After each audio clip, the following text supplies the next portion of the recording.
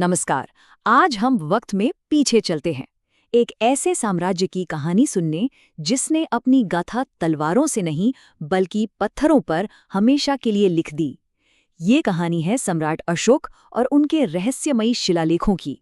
जरा सोचिए कि हम पूरे भारतीय उपमहाद्वीप में घूम रहे हैं और हमें जगह जगह अजीब सी लिखावट वाले पुराने पत्थर और खंभे मिल रहे हैं। सदियों तक इनकी यही पहचान थी, एक अनसुलझा खामोश ऐतिहासिक रहस्य।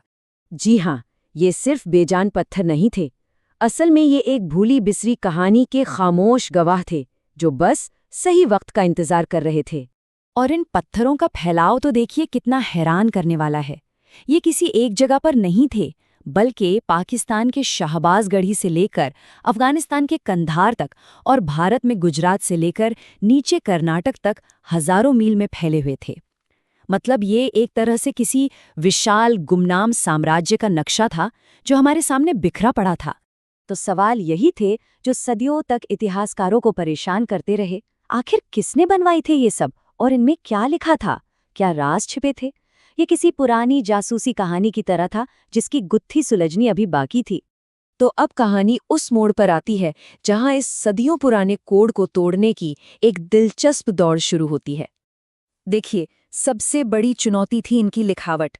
इन पत्थरों पर ब्राह्मी और खरोष्ठी लिपियों में लिखा गया था, जिन्हें पढ़ना लोग सदियों पहले भूल चुके थे। संदेश ठीक आंखों के सामने था, पर उसे कोई समझ नहीं पा रहा था। ये राज कितना गहरा था इसका अंदाजा आप इसी बात से लगाइए।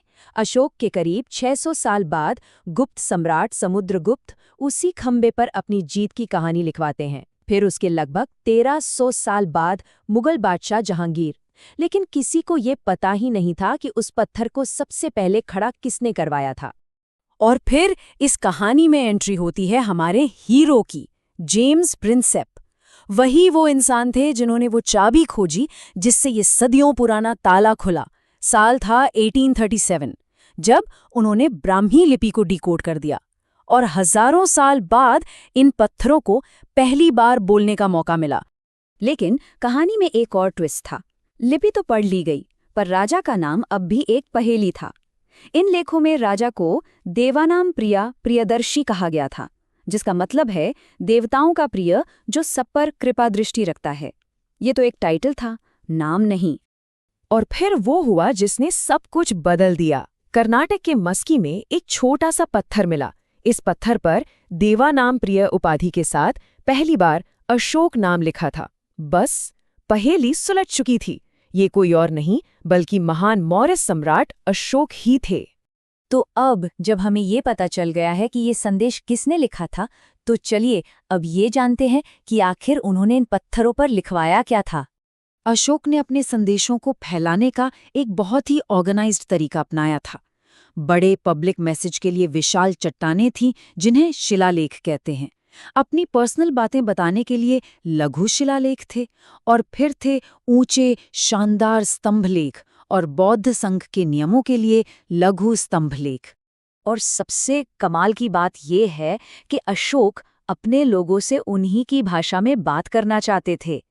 ज्यादातर लेख प्राकृत भाषा और ब्राह्मी लिपि में हैं, लेकिन उत्तर पश्चिम में खरोष्ठी लिपि का इस्तेमाल हुआ और अफगानिस्तान में तो ग्रीक और अरामी भाषा में भी लेख मिले हैं। तो इन सभी लेखों का असल मकसद क्या था? एक शब्द में कहें तो धम्म। ये कोई मजहब या धर्म नहीं था, बल्कि जीने का एक तरीका था, एक नैतिक कोड था। अहिंसा, टॉलरेंस और अपनी प्रजा की भलाई, यही अशोक के शासन का मूल मंत्र था। और उनकी ये लाइन उनकी सोच की गहराई बताती है। ये किसी राजा का आदेश नहीं लगता, बल्कि एक पिता का अपनी प्रजा के लिए फिक्र और प्यार झलकता है। उस जमाने में राज करने का ये एक बिल्कुल ही नया और अनोखा तरीका था। चलिए अब एक बहुत ही खास खंबे की बात करते हैं, इलाहाबाद का स्तंभ। ये एक ऐसा पत्थर है जो अकेले ही 2000 सालों से बदलते साम्राज्यों की कहानी सुना रहा है। इसे आप एक तरह से टाइम ट्रैवल वाला ब्लॉग पोस्ट समझ सकते हैं, जिस पर अलग अलग राजाओं ने आकर अपने अपने कमेंट्स छोड़े हैं। देखिए हुआ क्या। सबसे पहले अशोक ने इस पर शांति और एकता का संदेश लिखवाया। फिर सदियों बाद गुप्त सम्राट समुद्रगुप्त ने उसी पत्थर पर अपनी फौजी जीतों की तारीफें लिखवाईं।